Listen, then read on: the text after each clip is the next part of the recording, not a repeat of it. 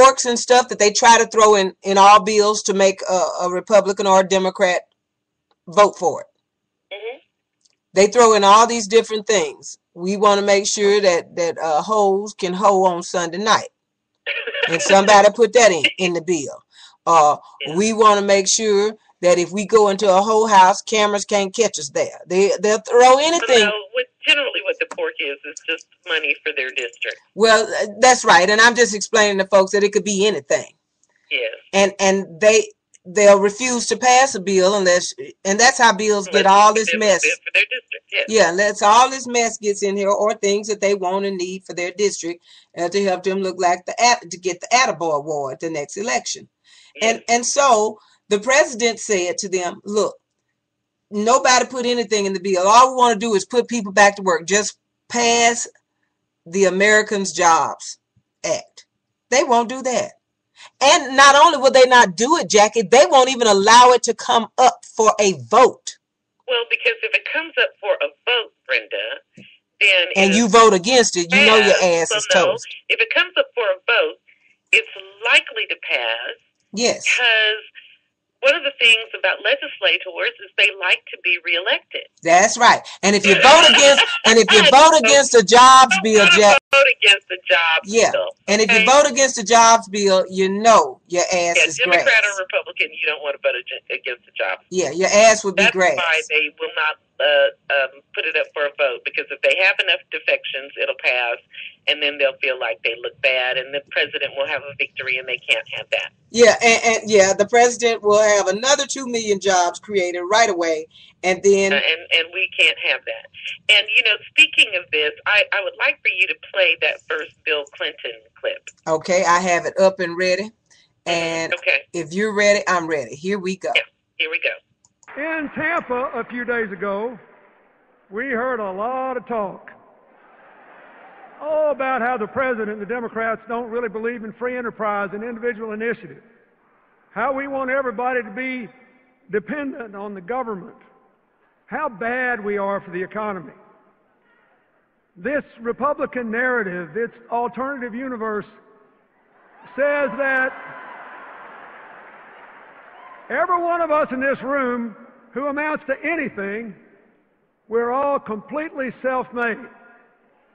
One of the greatest chairmen the Democratic Party ever had, Bob Strauss, used to say that every politician wants every voter to believe he was born in a log cabin he built himself. But, as Strauss then admitted, it ain't so. We Democrats, we think the country works better with a strong middle class, with real opportunities for poor folks to work their way into it, with a relentless focus on the future, with business and government actually working together to promote growth and broadly shared prosperity. You see, we believe that we're all in this together is a far better philosophy than you're on your own. Okay. And we do too, President Clinton. Yes. It's just amazing, Jackie. This. Yes. I don't understand why. Well, I do understand. Welcome to the chat room, Corey, Barney, and Jill's back up. And I booted us, everybody. It wasn't anybody but me. Just so excited when this stuff comes up, and Jack and I get to talking about all this stuff. But this is just amazing that their voters. But I do believe that their voters do see, Jackie. They hate Barack so much. Yes. That it doesn't matter if they get slapped in the face that, hey, they won't even vote for a jobs bill, man, to put you back to work. Yes. They hate him. And that's the thing that concerns me about this entire environment that the Republican Party has created. Did we get so petty? But then, too, they did this during Bill Clinton's administration as well. Mm-hmm. But at least the Republicans in the Clinton administration, they would, even though they were nuts, they would work with him. And they finally were able to get him, to impeach him. Yeah. Because they just wanted him to quit because he was doing too well. Yeah. You know, But the thing that amazes me is, when did it come down to personalities? None of this is about personalities. It doesn't matter whether you love Barack Obama or not. It's about you doing your job for the country. yes. It's as though for these guys, it's all about holding power and disenfranchising poor folks and minority folks and women. Yeah. That's all. what it seems to be about for them. That's and all they it's They about. just want to be in control so they can change the laws to keep the rest of us down. And it amazes me. You know, a long time ago, I did a commentary about Mitt Romney and the myth of meritocracy. Mm-hmm. Because when Mitt started running, that was one of the things he always wanted to talk about. Our nation is a meritocracy. Well, no, it isn't yet. We aspire to be a meritocracy, but we're not. And if you continue to disenfranchise people, it will never be a meritocracy, because everybody doesn't get to participate. You know, I mean, if you are so superior, yeah, why are you afraid of competing against everybody? Yeah. And you know, Jackie, there was a time that Mitt Romney would have really given the president a run for his money and may have won. The only way they'll win this year is by cheating. Yes. That's the only way they're going to win, because like you said, he got less than a 1% bump coming out of their convention. They look like a bunch of fools. He got a thud coming out. A thud coming out of the convention. They looked like a bunch of fools. They put Clint Eastwood up there, hadn't even combed him. Oh my gosh! See, I wasn't going to talk about that, because you know, Clint hadn't even combed his damn head. I was about to say, I don't know. First of all, I want everybody to understand that I am not friends with Clint Eastwood. Okay, me neither. But Clint, okay, I don't want to make it sound like, you know, Clint and I are having dinner together. Mm-hmm. Okay, but Clint Eastwood does live on the Monterey Peninsula in a much richer neighborhood than I do. But yes. You know, Clint Eastwood is a local. Yes. Right. He's a local here in my community. Uh-huh. And you know, Clint Eastwood, I was flabbergasted. You know, I mean, I hadn't seen him in a long time, except for, you know, in movies or something. But, you know, I mean, I hadn't seen him or heard from him in person in a long time. Mm-hmm. Okay. And that doddering, old, stuttering guy at the Republican convention, I did not know who that guy was. Out there with no script, forgot to comb his damn head, and just standing out there mumbling and buttling and fuddling.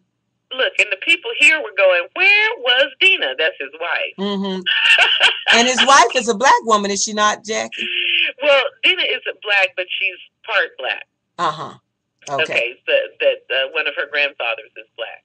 It was such a sad thing because nobody remembered even what Romney talked about. All they remember from the from the Republican convention is that old man on the stage talking to a chair. And the thing about that, too, B, is that do you know that whatever staffer or staffers put that thing together still hasn't been fired? And ought to be never to work in politics again. Because they really messed up. And see, the thing that I keep telling you guys is that Republicans are incompetent. Yes, they are. They are not competent to govern. They are not competent to run a good campaign. They're not even competent to put on a decent convention. Yeah, Jackie, I think they showed the world that they're just a bunch of bumbling idiots. Exactly. I don't know if it's that they don't have enough professionals. I don't know if it's just that they've all gone insane. But what we have seen through the primaries, the Republican primaries up to this point, is just Keystone Cops. Just an absolute a mess. Parade of incompetence. Listen, Jackie, they expect for us to let them run things. The Three Stooges ain't got shit on them. Because I'm telling you, every single day they just make themselves look like a bunch of idiots. And Paul Ryan, I mean, we thought Romney could lie and then do that goofball smile, but his partner, Jackie, he's becoming another Sarah Palin, if you ask me. Well, I don't think that Ryan will ever I was about to say rise to the level, or perhaps sink to the level of Sarah Palin. Yeah, he has. He has. However, what I think that has happened to Paul Ryan is pretty much what happened to Sarah Palin, in that you come into a presidential campaign, that campaign gives you staffers, and the staff people tell you what to say and what to do. You think the staff is telling them to tell them? Yeah, they do discuss all those things, Jackie. They don't make a speech or do anything without the staffers discussing it with them. Exactly, and I think that's what a lot of people don't really understand, is that it's the staff's job to package candidates and put them out there. Yes, and tell them, and then you're going to talk about this, and then you're going to say this. And if they're telling him to tell these lies without even, it's like nobody will know.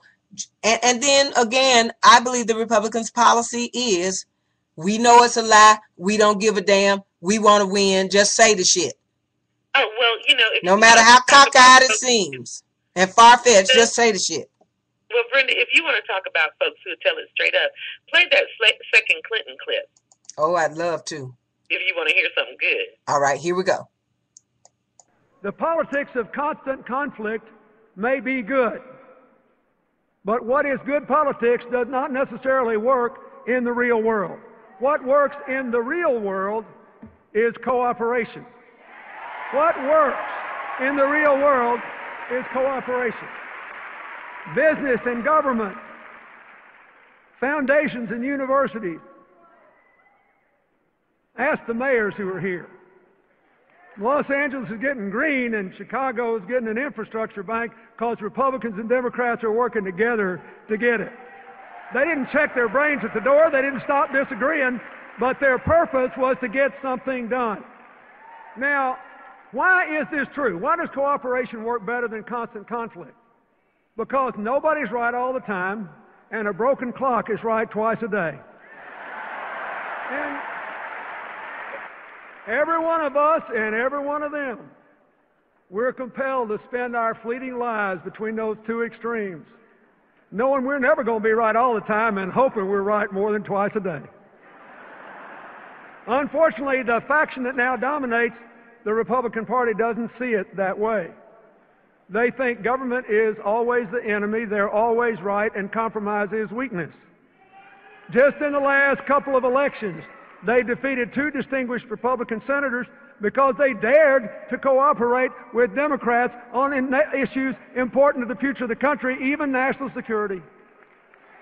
They beat a Republican congressman with almost 100% voting record on every conservative score because he said he realized he did not have to hate the president to disagree with him. Boy, that was a non-starter, and they threw him out. One of the main reasons we ought to re-elect President Obama is that he is still committed to constructive cooperation. Look at his record. Look at his record. Look at his record. He appointed Republican Secretaries of Defense, the Army, and Transportation. He appointed a vice president who ran against him in 2008. And he trusted that vice president to oversee the successful end of the war in Iraq and the implementation of the Recovery Act. And Joe Biden did a great job with both.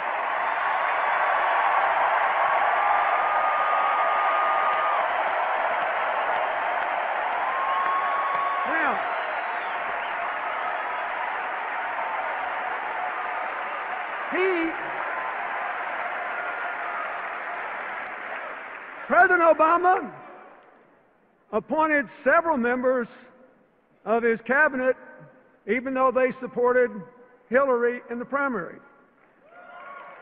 Heck, he even appointed Hillary.